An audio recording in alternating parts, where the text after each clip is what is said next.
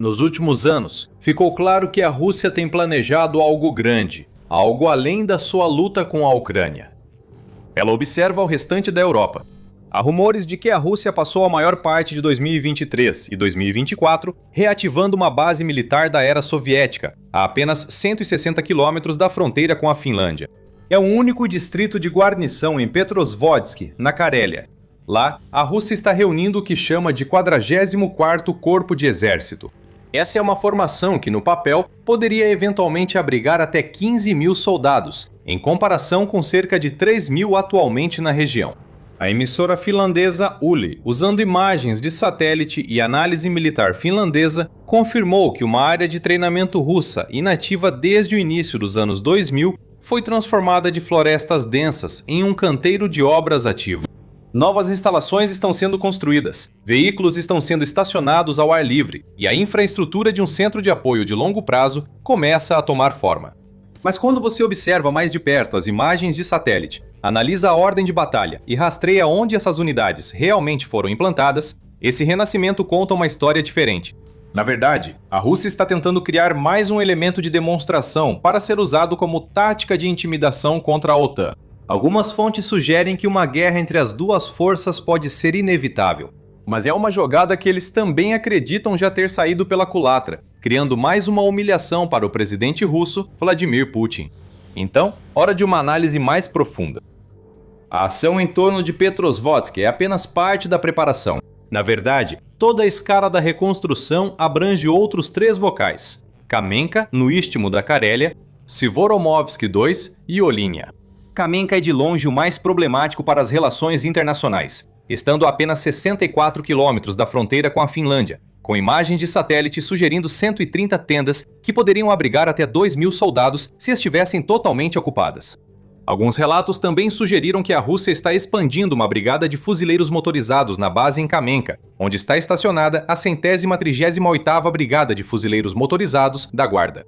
O veículo independente Medusa também informou que outra unidade na região, a 25ª Brigada de Fuzileiros Motorizados perto de Luga, pode ser expandida para quase 10 mil soldados, potencialmente aumentando a prontidão militar geral da área. Severomorsk II é um aeródromo anteriormente inativo que foi reativado com helicópteros russos, das séries Mi-8 ou Mi-17, e a base de Olynia está abrigando bombardeiros estratégicos. Se essa última base soa familiar, é porque a Ucrânia já a atacou anteriormente, em julho de 2025, durante a famosa Operação Teia de Aranha.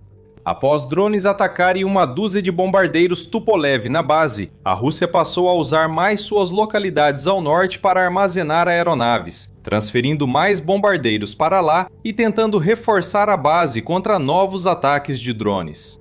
Tudo isso faz parte, presumivelmente, do esforço mais amplo divulgado no início de 2025 para modernizar a infraestrutura militar da Rússia na região.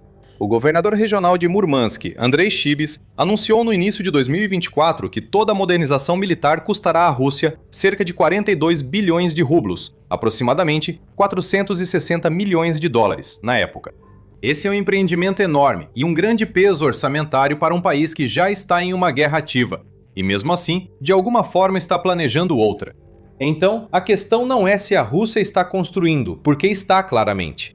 A questão é o que essa construção realmente significa e o que a Finlândia vai fazer a respeito. Mas por que esse pedaço específico de território é tão importante para ambos os países? Petrozavodsk é a capital da República da Carélia, na margem oeste do lago Anirga. A apenas 160 quilômetros da fronteira, está próximo o bastante da Finlândia para ter importância estratégica. No entanto, está longe o bastante da Ucrânia para que Moscou finja construir para o futuro, em vez de reforçar o presente. A importância da Carélia para a geopolítica entre Rússia e Finlândia torna isso ainda mais suspeito. A região é a única rota terrestre confiável entre os dois países. Foi palco da longa guerra russo-finlandesa na Segunda Guerra Mundial, quando a União Soviética invadiu a Finlândia, alegando preocupações de segurança com São Petersburgo. Mas de forma ainda mais ampla, a própria região russa é uma via estratégica vital, figurativamente, entre os arsenais de armas nucleares localizados na Península de Kola, mais ao norte. Essencialmente, se a Rússia quiser continuar usando o Círculo Polar Ártico como um elemento natural de dissuasão para proteger suas armas nucleares, ao mesmo tempo em que as mantém próximas das fronteiras europeias, a Carélia é a única linha de defesa em uma hipotética invasão terrestre. De acordo com algumas análises, os planos para criar e posicionar o 44º Corpo de Exército na Carélia começaram a circular no final de 2022. Os planos foram formalmente estabelecidos em 2024, sob o Distrito Militar de Leningrado, e vinculados administrativamente à República da Carélia. Sua ordem de batalha inclui a 72ª Divisão de Fuzileiros Motorizados, com vários regimentos e uma brigada de fuzileiros motorizados separada. O Instituto de Inteligência e Segurança de Bloomsbury, ou BISI, um think tank do Reino Unido, estimou que até 80 mil soldados poderiam eventualmente ser posicionados na fronteira com a Finlândia. Esse número, porém, só seria alcançado após o fim da guerra na Ucrânia, quando a Rússia concluir suas supostas reformas militares. Mas a base real de uma presença militar está lá, de qualquer forma. Imagens de satélite da região também confirmaram uma presença aérea significativa, além das bases aéreas anteriores. ULI identificou aproximadamente 80 Su-35 e Su-27, pertencentes ao 159º Regimento de Aviação de Caça, na base aérea de Petrosvodsk-Bezovets. Uma unidade estacionada lá há décadas, mas que voltou a chamar atenção com o aumento da atividade militar na região. Imagens também mostraram vários helicópteros de ataque Mi-24 Hind no aeródromo, uma plataforma mais antiga da era soviética, em vez de um sistema novo. ULI também menciona cerca de 10 estações de radar na guarnição, seguindo o padrão russo de reforçar a vigilância aérea na nova fronteira leste e norte da OTAN. Isso também se encaixa no contexto mais amplo citado antes, da Carélia ser um posto avançado crucial para impedir o acesso da Europa à Península de Kola. Agora, um segundo projeto está em andamento na região de Murmansk, onde a Rússia instalou uma nova brigada de artilharia em junho de 2025, para apoiar as formações ao longo do eixo de Kola, novamente a menos de 160 quilômetros da Finlândia. Considerando os dois projetos juntos, eles delineiam uma postura russa de longo prazo, onde o objetivo é dissuadir a presença da OTAN na região, sob o pretexto de defesa nuclear. Como você deve saber, a Rússia mudou tantas vezes sua política de defesa nuclear, que é difícil saber quais eventos ou ataques eles consideram ameaça para justificar uma resposta nuclear em grande escala. Nesse ritmo, é seguro afirmar que os ativos nucleares da Rússia são uma das principais razões para o recuo do Ocidente ao discutir confronto com o país. Se o Kremlin sentir que seu arsenal nuclear em Kola está razoavelmente ameaçado, pode lançar um ataque preventivo que pode ter consequências imprevisíveis para o mundo como um todo. Então essa é a parte defensiva dos reforços na Carélia. Mas e quanto às partes ofensivas? Acontece que há um grande problema quando se trata de realmente guarnecer as estações nos complexos recém-reconstruídos. As unidades do 44º Corpo de Exército não estão na Carélia aguardando mobilização. Já foram enviadas para a Ucrânia. Em maio de 2024, membros dessa unidade estavam envolvidos no avanço do norte da Rússia na Ucrânia. Mais tarde, relatos colocaram o mesmo corpo próximo ao eixo de Kursk. E no final de 2024, unidades ligadas ao 44º Corpo de Exército foram confirmadas como envolvidas nos combates ao redor de Volchansk, durante a ampla operação do norte da Rússia. Então, é seguro dizer isso. Em vez das defesas da Carélia propostas, que no papel seriam usadas para dissuasão estratégica, a Rússia criou um batalhão meio formado, que na prática foi imediatamente lançado na mesma guerra de desgaste e atrito que já custou à Rússia mais de 1 milhão de baixas, segundo as estimativas mais confiáveis. O que a Rússia constrói ou tenta construir em Petrozavodsk vai além de quartéis generais prontos para combate e soldados descansados. É uma estrutura para uma força que ainda não existe totalmente. Apesar das fundações, o dinheiro está indo para um projeto que pode nunca ser realizado, já que os soldados que o ocupariam podem desaparecer em breve sem reposição. A Rússia mantém milhares de veículos blindados, caminhões e sistemas de artilharia soviéticos armazenados na região. Isso parece impressionante até lembrarmos o que armazenamento significa na Rússia. Parte desse material pode ser recuperada, mas muita coisa já foi canibalizada para peças. Lembre-se, a Rússia está consumindo centenas de tanques em equipamentos e peças na Ucrânia a cada mês, mas tem capacidade limitada para fabricar novos T-90 e modernizar tanques mais antigos. A matemática de um posicionamento de longo prazo não fecha. Se quiser se manter atualizado sobre a capacidade militar da Rússia e sua resistência na guerra da Ucrânia, Inscreva-se no The Military Show. Nós cobrimos o ritmo da guerra e como a Rússia está sendo lentamente drenada de recursos vitais, seja de mão de obra, tanques, forças aéreas ou simplesmente inteligência e estratégia. Na Carélia, há outro problema com o plano russo de guarnição: ter tropas suficientes para ocupar a instalação. Construir as estações e a infraestrutura é, sem dúvida, a parte mais fácil. Até mesmo fornecer tanques e aeronaves para manter boa cobertura é uma tarefa relativamente simples. Mas manter as forças de combate propostas, que poderiam variar de 10 mil a 80 mil ou até 100 mil soldados, é uma questão completamente diferente. Você precisa lembrar que todo esse equipamento e soldados precisam receber suprimentos constantemente, especialmente considerando que a Carélia é uma região relativamente árida do país, conectada de forma precária aos principais centros populacionais, industriais e agrícolas. O fluxo de combustível e a capacidade ferroviária estão sendo desviados dessa região.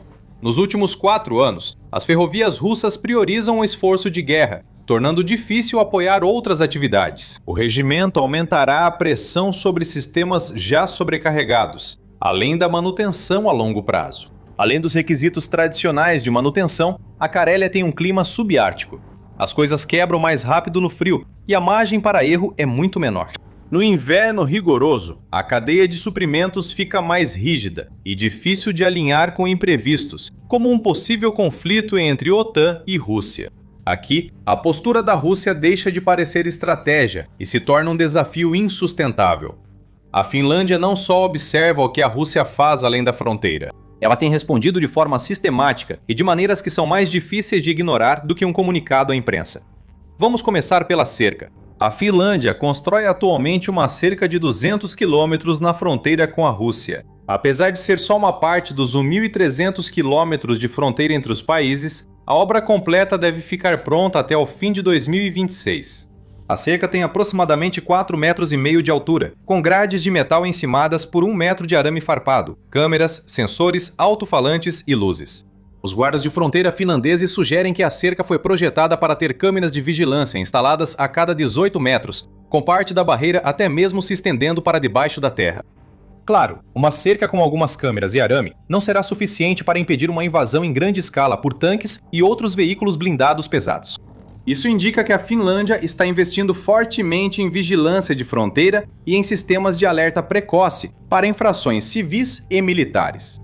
Depois, há as minas terrestres.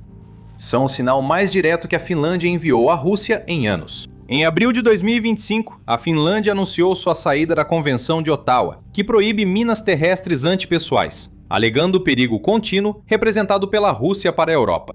A Finlândia apresentou formalmente a proposta de retirada em julho de 2025, com a retirada efetiva começando em janeiro de 2026. O ministro da Defesa da Finlândia disse que a decisão se baseou em lições das táticas russas na Ucrânia, onde grandes operações de infantaria tornaram as minas antipessoais centrais na defesa. A Finlândia destruiu mais de 1 milhão de minas terrestres ao aderir à Convenção de Ottawa em 2012, mas depois reverteu essa decisão. Eles não foram os únicos. Estônia, Letônia, Lituânia e Polônia tomaram a mesma decisão. Na verdade, todo o flanco leste da OTAN decidiu coletivamente que o tratado não se encaixa mais no ambiente de ameaças atual. Apesar de não haver relatos de campos minados na Finlândia, só a possibilidade de instalá-los na fronteira já serve de alerta para a Rússia não ultrapassar seus limites. A Finlândia abriga um novo centro regional de comando das forças terrestres em Michele, a cerca de 145 quilômetros da fronteira com a Rússia. Com um quadro inicial de cerca de 10 oficiais, que deve eventualmente chegar a 50, ele deve operar sob o comando Norfolk da OTAN para coordenar as forças terrestres aliadas em toda a Europa do Norte. O quartel-general garante à aliança um ponto fixo de planejamento e coordenação na Finlândia, diferente de exercícios e acordos. Isso permite à OTAN planejar, coordenar logística e integrar comandos em tempos de paz, garantindo relacionamentos prontos em crises. A Brigada Conjunta formada com a Suécia em setembro de 2024 também reforça o componente de defesa terrestre. A formação é baseada na Brigada Mecanizada de Norrbotten da Suécia, que é especialmente treinada para combate em condições rigorosas de inverno e inclui 5 batalhões e unidades de apoio.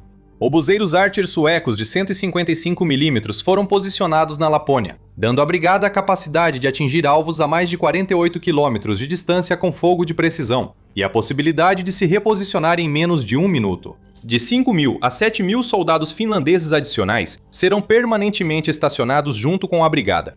Com isso, a força combinada na Lapônia corresponde aproximadamente ao número de unidades russas atualmente posicionadas na direção norte. A Finlândia aprovou uma ferrovia da OTAN ligando a Suécia ao porto ártico de Narvik, na Noruega. A ferrovia permitirá deslocamento mais rápido de tropas e equipamentos, reduzindo a dependência da Finlândia de trilhos de bitola russa. Em crises, reforços aliados de toda a Escandinávia podem chegar à Lapônia finlandesa de trem, sem depender de transporte aéreo ou estradas difíceis. E em dezembro de 2025, a Finlândia sediou a primeira cúpula do flanco leste em Helsinki, reunindo líderes de 8 países da União Europeia na fronteira leste do bloco. O encontro solicitou o apoio da União Europeia para fortalecer a defesa conjunta ao longo da fronteira com a Rússia, de norte a sul.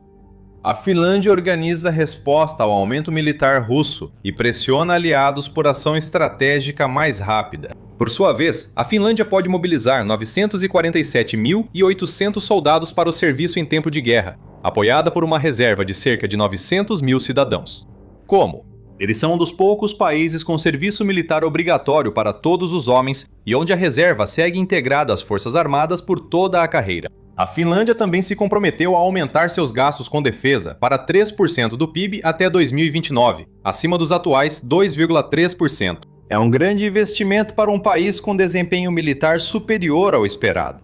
A Finlândia também reforça seu estoque de equipamentos. Em maio de 2024, a Finlândia decidiu comprar mísseis de cruzeiro JASSM-PS, que são armas ar-superfície de longo alcance. Com a futura frota de F-35, a Finlândia poderá atacar alvos sensíveis dentro do território russo, na Carélia e na Península de Kola. Tudo isso indica que a Finlândia tem décadas de doutrina de defesa territorial, baseada na suposição de ameaça real. O clima será ruim, e todos precisam entender o que está em jogo.